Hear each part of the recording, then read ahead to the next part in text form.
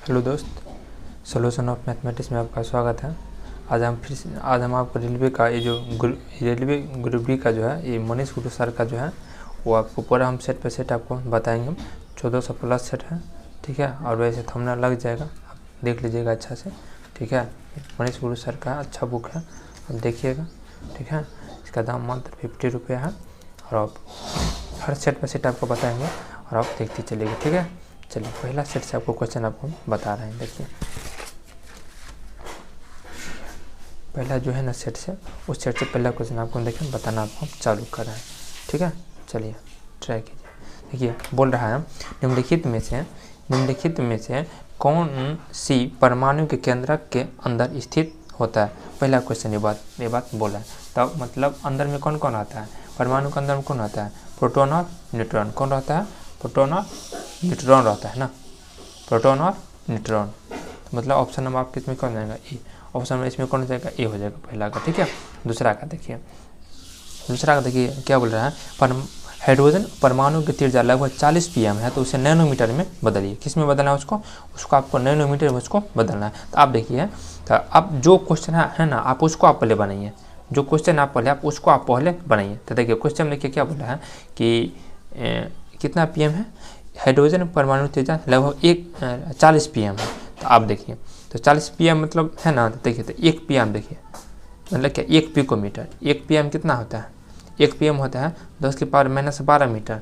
कितना, 10 की power -12 metre. 1 pm कितना, 10 की पावर -12 मीटर, 12 मीटर। तो फिर 40 pm कितना होगा, तो 40 pm हो जाएगा आपको, कितना हो जाएगा, 10 की पावर -12 और गुने 40 मीटर हो जाएगा। यही तो होगा, ये ना होगा। चलिए अब उसको देखिए नैनोमीटर में बदलना है। किसमें उसको बदलना है, उसको देखिए आपको नैनोमीटर में उसको बदलना है ना। तो आप देखिए नैनोमीटर का फिर से आप लिखिए। देखिए थोड़ा हटा के लिखिएगा।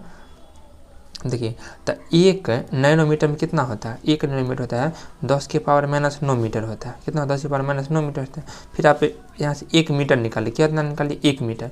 1 मीटर बराबर क्या हो जाएगा, 1/10 के पावर -9। ये क्या है, नैनोमीटर। तो नैनोमीटर लिख दीजिएगा, ठीक है। बस ये जो 1 मीटर का मान है, आप 1 मीटर में मान फिर आप यहाँ पर आप रख दीजिए, बस आपका आंसर हो जाएगा। तो देखिए क्या जाए, 10 के पावर -12 और फिर गुने 40 और फिर देखिए गुने तो 1 मीटर। तो 1 मीटर का मान कितना, ये वाला है। तो कितना, 1/10 के पावर कितना हो जाएगा, -9 हो जाएगा। यही तो होगा नैनोमीटर, ये ना होगा। फिर अब इसको आप अधिक कीजिए, कैलकुलेशन कीजिए। नहीं, यहाँ ये है 40 है, यहाँ कितना, ये वाला आपका 40 है। अब देखिए तो यहाँ पे देखिए क्या होगा, देखिए तो ये तो 40 तो होगा। अब देखिए ये दोनों क्या भाग में है, तो ये दोनों अगर भाग में है तो भाग में पावर क्या होता है, घट जाता है। भाग में पावर क्या होता है, घट जाता है। तो देखिए यहाँ पे हो जाता है, कितना हो जाएगा, 10 की पावर कितना हो जाएगा, -3 हो जाएगा। कितना हो जाएगा यहाँ पर, 10 की पावर आपके यहाँ पर -3 हो जाएगा। तो अगर आप देखिए ये आंसर आता है नैनोमीटर में, तो आप ये भी आप मार सकते थे, ठीक है ना। आप ये भी आप मार, तो लेकिन आपको तो ये वाला आंसर है नहीं। आपका आंसर देखिए कौन सा हो सकता है, देखिए ये देखिए 4। तो यहाँ पे देखिए इसको आप ऐसे देखिए, आप इसको देखिए लिख सकते हैं कैसे, 40 गुने 10 के पावर कितना, -2 अब बटा में 1 10 आपको आप नीचा कर लीजिएगा। 110 का आप क्या कर ले, नीचा कर ले, ये दोनों जीरो क्या हो गया, कट गया। तो 4 गुने 10 के पावर कितना हो जाएगा, -2। 4 गुने 10 के पावर -2 नैनोमीटर। 4 गुने 10 के पावर 2 -2 नैनोमीटर। बस आपका आंसर ये वाला हो जाएगा। अब ये वाला आंसर आप देखिए कहाँ पे है, सॉरी 4 गुने, तो 4 कौन है, option number A. Option number A आपका इसमें क्या होगा, करेक्ट आंसर होगा, ठीक है। देखिए जो आपको पहले क्वेश्चन होगा, क्वेश्चन को पहले आप 1 में बदलिएगा। तो देखिए कुछ भी दिया रहेगा ना, आप पहले उसको 1 में बदल लेते हैं। देखिए 1 पिकोमीटर था, 10 के पावर -12 मीटर होता है। तो क्वेश्चन क्या बोला है, 40 पिकोमीटर। तो क्या होगा, तब आप कितनों पिकोमीटर बोलेगा, अगर 1 का निकल गया तो बाकी को आप गुना करते चलिएगा। तो देखिए तो 40 पिकोमीटर को इसे क्या कर दिए, गुना कर दिए। फिर देखिए तो गुना करते के देखिए तो ये वाला हमको आ गया है ना। आप फिर देखिए क्वेश्चन में आप देखिए बदलना किसको है, किस में बदलना था। देखो यहाँ बोला नैनोमीटर में ना, नैनोमीटर में बोला था। 1 नैनोमीटर कितना, 10 की पावर -9 मीटर होता है। तो आप देखिए तो फिर से आप यहाँ 1 मीटर का मान निकाल लीजिएगा। तो कितना, 1/10 की पावर -9 नैनोमीटर। बस यही 1 मीटर का मान आप यहाँ पर आप रख दीजिए। तो क्या हो जाएगा, 10 की पावर -12 और गुने ये 40, फिर गुने इसका मान आप 1 मीटर का मान कितना ये है, तो आप यहाँ पे आप रख दीजिए। बाकी का कैलकुलेशन आप खुद से आप कर लीजिएगा, ठीक है। चलिए अब फिर आप देखिए 3 नंबर का, देखिए 3 नंबर में देखिए क्या बोल रहा है, 3 नंबर देखिए बोल रहा है 25 मीटर प्रति सेकंड को किलोमीटर प्रति घंटा में बदलिए, किलोमीटर प्रति घंटा में देखिए बदलिए। 3 नंबर क्वेश्चन है, तो देखिए तो क्या हो जाएगा, यहाँ पर देखिए यहाँ पे है क्या होगा 25, तो देखिए किस में बदलना है, बदलना आपको को किस में है, बदलना आपको है किलोमीटर प्रति घंटा में। देखिए देखिए तो यहाँ 18/5 से क्या होगा, गुना हो जाएगा। देखिए ठीक है ना, किलो देखिए मीटर प्रति सेकंड में होगा ना, तो मीटर प्रति सेकंड को किलोमीटर प्रति घंटा में बदलिएगा तो उसको 18/5 से गुना कर दीजिए, बस हो गया। 5 से क्या होगा 5 से 25, 18 से क्या हो जाएगा 90, बस 90 किलोमीटर प्रति क्या हो जाएगा प्रति घंटा हो जाएगा। ठीक है, तो आपका ऑप्शन नंबर कौन हो जाएगा ए, 3 का ऑप्शन नंबर कौन हो जाएगा ए हो जाएगा।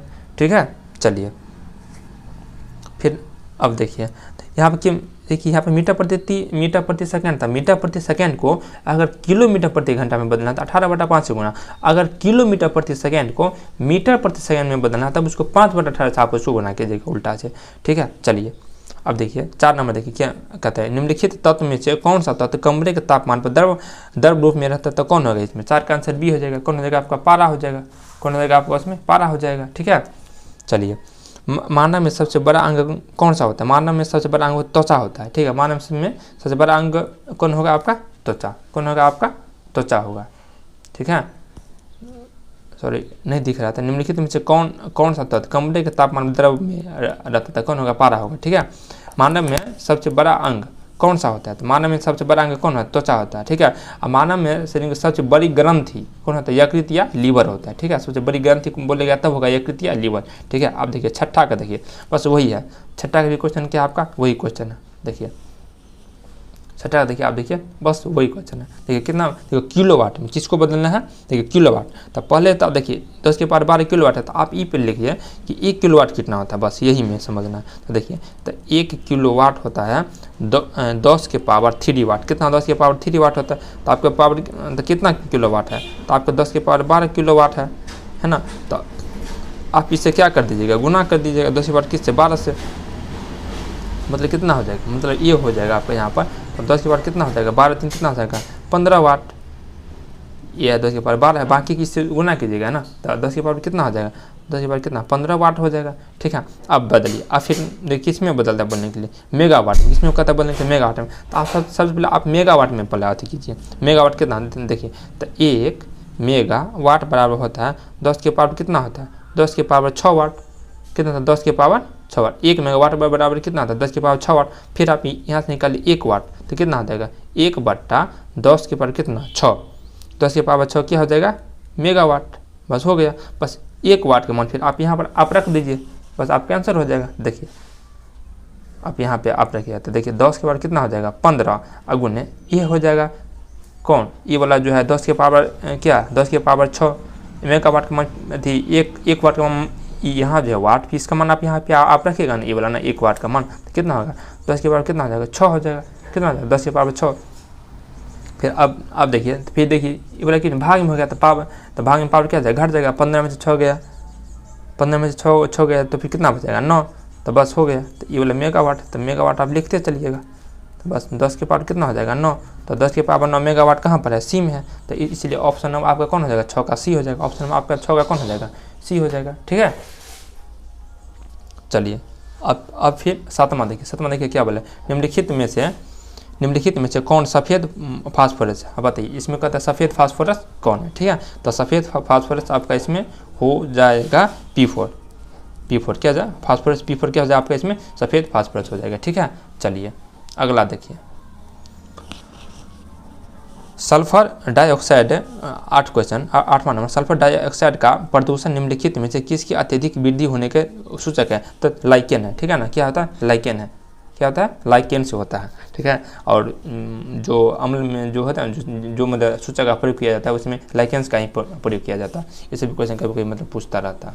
ठीक है, इसका होता है लाइकेंस का उसमें भी प्रयोग किया जाता है। चलिए नमा देखिए, नमा क्या बोल रहा है, नमा एक वस्तु जब तक स्थिर है तब तक वह स्थिर ही रहेगी और यदि गति में है तो वह गति में ही रहेगी, जब तक उस पर कोई बाह्य बल नहीं लगाया जाएगा। वह न्यूटन का कौन सा नियम है, अब बताइए इसमें बोल रहा है जो कौन सा नियम है। तो देखिए प्रथम नियम कौन नियम होगा, प्रथम नियम होगा, और प्रथम नियम का ही जरूरत का नियम कहा जाता है। ठीक है, बस इसका 3 नाम है, प्रथम नियम, जरूरत का नियम और गैलीलियो का नियम, ठीक है ना।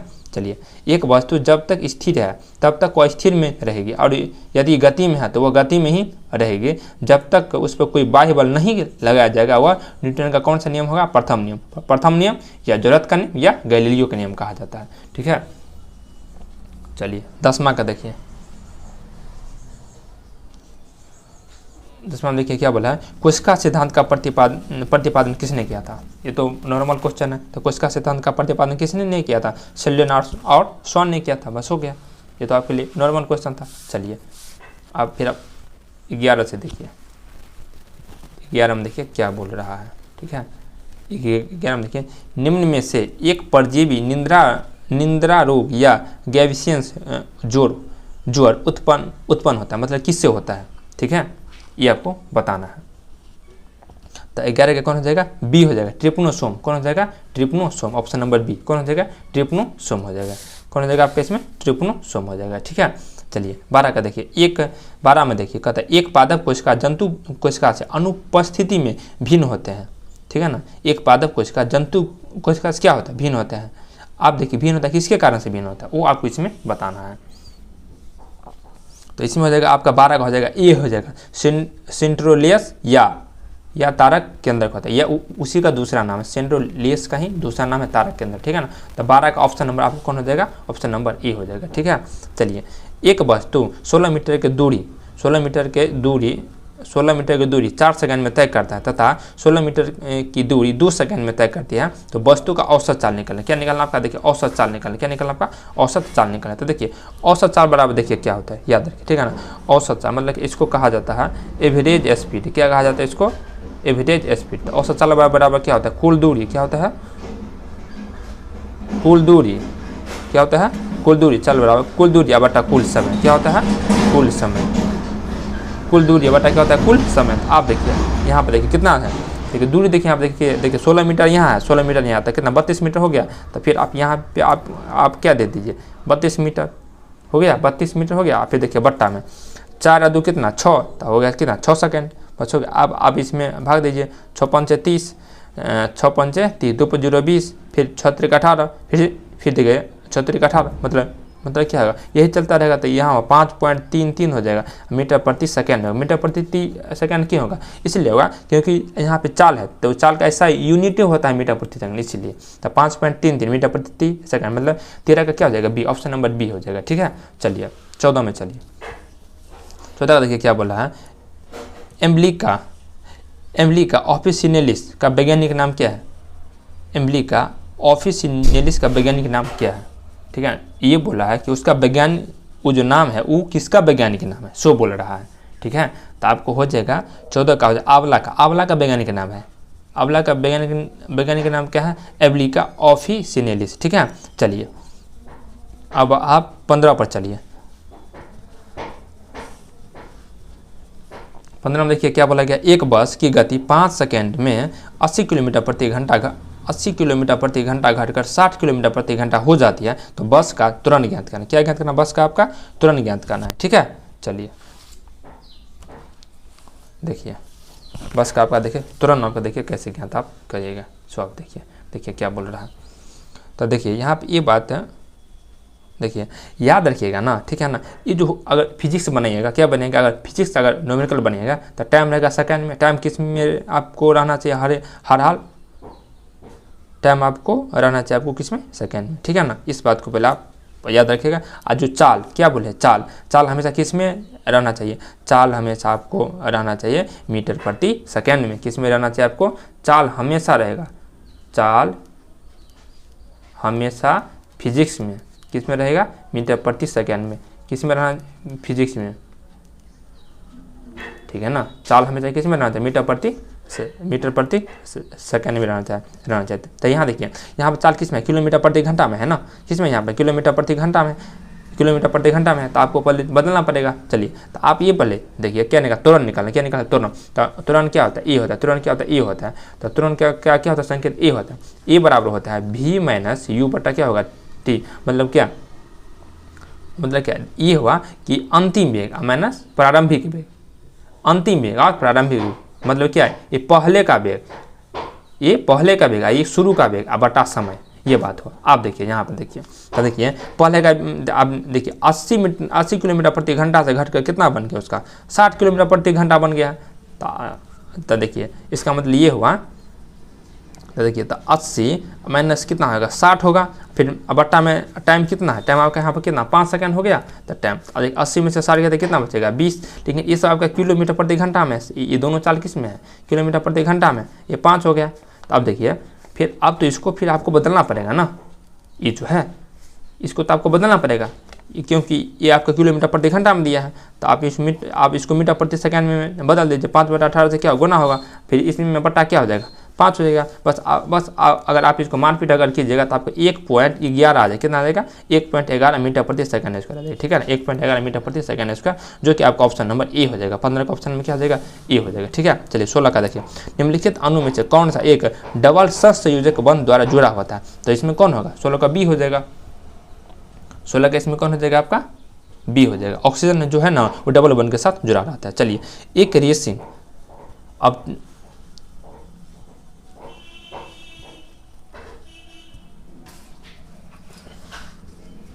देखिए क्या बोल रहा है, एक रेसिंग कार एक समान त्वरण 4 मीटर प्रति सेकंड स्क्वायर की गति प्रारंभ करने के बाद 10 सेकंड में वह कितनी दूरी की तय करेगा। देखिए दूरी पूछ रहा है, क्या पूछ रहा है आपका, देखिए दूरी। तो देखिए तो दूरी जो होता है ना, ठीक है, दूरी देखिए एक देखिए विस्थापन भी एक क्या होता है दूरी होता है, मतलब जिसको विस्थापन को आप इससे करते हैं जो होता है एस होता है, क्या होता है एस होता है, क्या होता है विस्थापन आपका एस होता है, मतलब क्या शॉर्टेस्ट डिस्टेंस, मतलब ये हुआ कि सबसे कम दूरी, ठीक है। तो देखिए सीधा देखिए यहाँ पर दूरी का बात किया, किसका यहाँ पे आपका बात किया है, सीधा आपको देखिए आपको यहाँ पर दूरी का ही बात किया है, किसका बात किया दूरी का बात किया।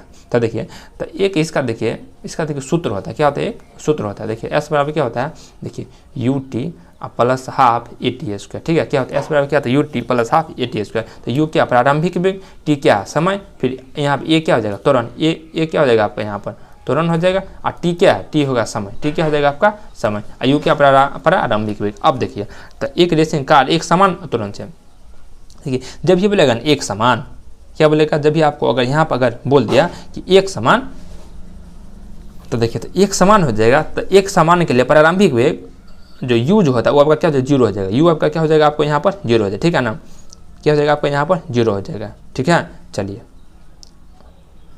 एक समान तुरंत 4 मीटर प्रति सेकंड स्क्वायर की गति से, ठीक है। तो आपको यहाँ पे 17 नंबर है ना, तो यू क्या है कि यू आपका क्या हो जाएगा 0 हो जाएगा। अब देखिए टी कितना दे दिया, पहले देखिए नॉमिनल बनेगा तो आप ये पहले सोचिएगा कि जो सब दिया है ना आप वो पहले लिख लीजिए।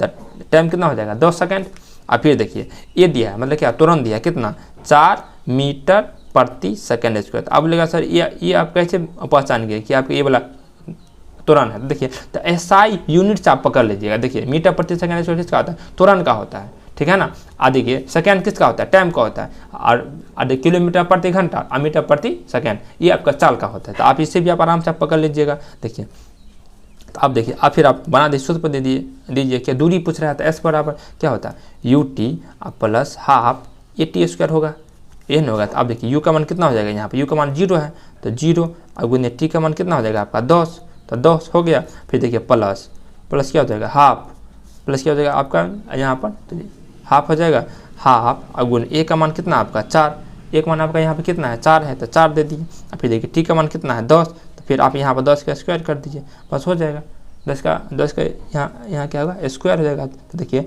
2 दूना कितना हो जाएगा आपका यहाँ पर 4 हो जाएगा। अब देखिए इसमें 0 अगर जुड़ेगा तो कुछ नहीं होगा, नहीं तो इसको तो आप पहले छोड़ दीजिए। तो देखिए 2 दें कितना है 100, और फिर 100 गुण कितना हो जाएगा 2, तो कितना हो जाएगा 2 दें 100, फिर 110 दें 100, फिर ये 2 भी है ना तो कितना हो जाएगा आपका 200 मीटर, कितना हो जाएगा आपका 200 मीटर। मतलब इसमें आपका 17 का ऑप्शन नंबर कौन हो जाएगा सी, 17 का ऑप्शन नंबर आपका कौन हो जाएगा इसमें सी हो जाएगा, ठीक है। 17 का ऑप्शन नंबर सी आपका मतलब कितना हो जाएगा आपका 200 मीटर, ठीक है।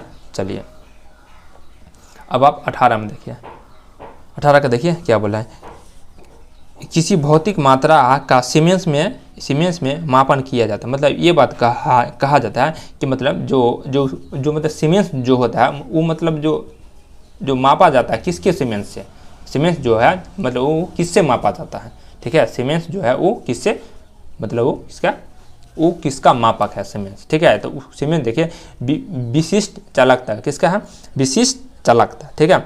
विशिष्ट चालकता तो दिया नहीं है, तो आराम से विद्युत चालकता आप मार सकते हैं, ठीक है। तो कौन हो जाएगा 18 का, कौन हो जाएगा बी हो जाएगा, 18 का क्या हो जाएगा बी हो जाएगा, ठीक है ना। सीमेंस जो होता है विद्युत चालकता या विशिष्ट चालकता का, देखिए सीमेंस का देखिए कितना नाम है, देखिए सीमेंस जो है ना, सौदी का मय का, ये जो सीमेंस जो होता है, ठीक है ना, इसका देखिए एक नाम और है, देखिए कितना नाम है, देखिए इसका नाम होता है, देखो महो, MHO, महो प्रति मीटर, क्या होता है, एक नाम ये है। दूसरा नाम देखिए, दूसरा नाम महो पर, ये हो गया, क्या हो गया आपको, महो प्रति हो गया, ठीक है ना। तो एक और है कि ओम प्रति मीटर प्रति, ठीक है। तो ये सब होता है, ये सब किसका होता है, विशिष्ट चालकता का होता है या ये विद्युत चालकता का, ठीक है। अब देखिए गति के परिवर्तन के दर को, तो ये जो है ना बल काटा गया नहीं, तो ये आपका आंसर बल ही होगा, काट दिया गया था मिस्टेक से, उधर नहीं मालूम था। तो गति के परिवर्तन के दर को क्या कहते हैं, गति के परिवर्तन के दर को कहा जाता है बल, ठीक है ना, ठीक है ना। तो आपको बल होगा। अब वेग में परिवर्तन का दर को तब होगा तुरंत, ठीक है ना। अगर पूछेगा वेग, अगर यहाँ रहता वेग, तब आपका आंसर तुरंत होता, लेकिन यहाँ गति दिया, तो इसलिए आपका ऑप्शन नंबर सी आपका बल होगा, ठीक है। चलिए अब फिर 20 में देखिए, 20 में देखिए क्या बोला है, पक्षी द्वारा की जाने वाली परागण की प्रक्रिया को किस नाम से भी जाना जाता है, तो कौन होगा इसमें, ऑप्शन नंबर आपका डी होगा। 20 को कौन होगा, ऑर्निथोफिली, क्या था, ऑर्निथोफिली होता है, ठीक है। 20 का आपका ऑप्शन नंबर आपका कौन होगा इसमें, आपका डी हो जाएगा, ठीक है। चलिए 21 का देखिए, प्रकाश के किसी रंग का तरंगदैर्घ्य 5800 एंगस्ट्रॉन है, तो इसे नैनोमीटर में व्यक्त कीजिए, बस वही क्वेश्चन है। फिर आप देखिए क्वेश्चन जो है ना, आप क्वेश्चन को पहले आप लिख करके आप उसमें पहले उसको बदलिए। तो देखिए क्वेश्चन कितना, 5800 एंगस्ट्रॉन है, तो सबसे पहले आप एक एंगस्ट्रॉन लिखिए। एक एंगस्ट्रॉन कितना होता है, एक एंगस्ट्रॉन होता है 10 के पावर -10 मीटर, ठीक है। ये बात हुआ, कितना होता है, एक एंगस्ट्रॉन होता है 10 के पावर -10 मीटर, ठीक है ना। चलिए ये तो आप तो लिख लिए हैं, ठीक है। तो आप देखिए 5800 एंगस्ट्रॉन कितना है, 5800 एंगस्ट्रॉन, तो 5800 एंगस्ट्रॉन होता है कितना, 10 के पावर कितना हो जाएगा -10, अब उन्हें कितना हो जाएगा आपका 10 के पावर -10 अगुने 5800, कितना हो जाएगा आपका यहाँ पर 5800, ठीक है ना। ये तो 5800 मीटर, ठीक है। एक एंगस्ट्रॉन दिया है, आपको इसको बदलना है तो आपको इससे गुना करना पड़ेगा, ठीक है। चलिए एक बात तो बन गया। अब सीधा देखिए कि अब आप क्वेश्चन को लिख करके फिर आप यहाँ पर आप इसको रख दीजिए आंसर में। देखिए क्या बोला है, तो नैनोमीटर में किस में बदलना है, नैनोमीटर में बदलना है। तो देखिए, तो पहले आप देखिए 1 नैनोमीटर कितना होता है, तो 10 के पावर -9 मीटर होता है। फिर आप यहाँ से निकाल लीजिए 1 मीटर, 1 मीटर बराबर कितना हो जाएगा, 1 मीटर बराबर हो जाएगा 1/10 के पावर -9 नैनोमीटर हो जाएगा, बस हो गया। बस यही 1 मीटर का मान आप यहाँ पे आप रख दीजिए, हो गया आपका आंसर। देखिए कितना आ जाएगा, तो 10 के पावर कितना आ जाएगा -10 अगुने कितना हो जाएगा 5800 अगुने कितना हो जाएगा 1/10 के पावर कितना हो जाएगा -9 हो जाएगा, कितना हो जाएगा आपका 10 के पावर -9 हो जाएगा, ठीक है। देखिए अगर आप इसको देखिए तोड़ मोड़ के देखिए कीजिए, देखिए आप यहाँ देखिए भाग में पावर क्या आ जाएगा, यहाँ भी क्या होगा आपका, यहाँ पे देखिए यहाँ में भाग में पावर आपका यहाँ पे क्या हो जाएगा, घट जाएगा, क्या हो जाएगा आपका यहाँ पर घट जाएगा। तो देखिए, तो अगर देखिए 10 के पावर -9 होगा, कितना होगा, भाग में पावर क्या होता है, घट जाता है। तो यहाँ पर देखिए तो क्या होगा, तो यहाँ पर देखिए हो जाएगा, क्या हो जाएगा, तो 10 के पावर -10 और फिर क्या लिखिए ऊपर में क्या लिखिएगा माइनस, देखिए तो वो आप वैसे कर सकते हैं, ठीक है ना। तो यहाँ पे हो जाएगा 10 के पावर क्या कितना हो जाएगा -1 होगा, अब उन्हें कितना होगा यहाँ पर 5800 होगा, ठीक है 5800, ठीक है। तो देखिए अगर 1/10 के पावर -1 है तो आप इसको 1/10 आराम से लिख सकते हैं, फिर गुने 5800 होगा, तो एगो जोड़े क्या हो जाएगा, कट गया बस, तो कितना हो जाएगा आपका, हो जाएगा 580 नैनोमीटर, बस हो जाएगा 580 आपका नैनोमीटर हो जाएगा, आपका कौन हो जाएगा 580 नैनोमीटर, ठीक है। 580 नैनोमीटर जो है ना आपका, ये आपका आंसर हो जाएगा, जो आपका ऑप्शन नंबर होगा डी। एक ऐसे आंसर कौन हो जाएगा आपका डी हो जाएगा, ठीक है। चलिए अब फिर आप 22 में अब आप आइए, 22 में देखिए क्या बोला गया, ठीक है। देखिए 22 में ऑक्सीकरण की अभिक्रिया में क्या कहते हैं, ठीक है ना। ऑक्सीकरण की अभिक्रिया में क्या कहते हैं, देखिए तो ऑक्सीकरण मतलब क्या, ऑक्सीडेशन ऑक्सीडेशन जो होता है ना, तो इसमें इलेक्ट्रॉन क्या कहता है, इसमें खो देता है, इलेक्ट्रॉन क्या कहता है, इसमें खोता है। ठीक है, ऑक्सीडेशन में ऑक्सीकरण में क्या होता है, इलेक्ट्रॉन को खो देता है। ठीक है, अब देखिए सापेक्षता के सिद्धांत का खोज किसने किया था। अब देखिए सापेक्षता का सिद्धांत किसने किया था, तो होगा आपका ऑप्शन, तो इसका कौन होगा, बी, अल्बर्ट आइंस्टीन ने किया था। ठीक है, अब चलिए मस्तिष्क ज्वर नामक रोग निम्नलिखित में से किसके कारण से होता है। अब बताइए मस्तिष्क ज्वर नामक रोग निम्नलिखित में से किसके कारण से होता है, तो आपका 24 का होगा ऑप्शन नंबर बी, किसके कारण से होता है, मच्छर के कारण से होता है। अब फिर देखिए जीनोम क्या है, जीनोम क्या है, तो देखिए जीनोम आप बताइए, जीनोम इसमें से देखिए कौन है, तो देखिए जीनोम होगा एक जाति के गुण सूत्र के अनुनित संख्या होता है। ठीक है, तो 25 का ऑप्शन में आपका कौन हो जाएगा, 25 का जीनोम, सॉरी क्वेश्चन नहीं दिख रहा था। अब देखिए जीनोम पूछ रहा है कि देखिए कि इसमें से कि जीनोम इसमें से कौन होगा। ठीक है, जीनोम क्या है, तो देखिए जीनोम हो जो होगा ऑप्शन नंबर आपका कौन होगा, डी, क्यों हो जाएगा आपका ऑप्शन नंबर आपका डी हो जाएगा, एक जाति के गुण सूत्र की अनुनित संख्या। ठीक है ना, तो इस तरह से आपका एक तो सेट आपको क्लियर हो गया। ठीक है, और आपको हम दूसरा सेट आपको देंगे, टाइम मिलेगा हम उस तरह से आपको देते चलें। ठीक है, अब मिलेंगे नेक्स्ट क्लास में। जय हिंद, जय भारत। आप लोग रेगुलर वीडियो देखिएगा, अच्छा लगेगा।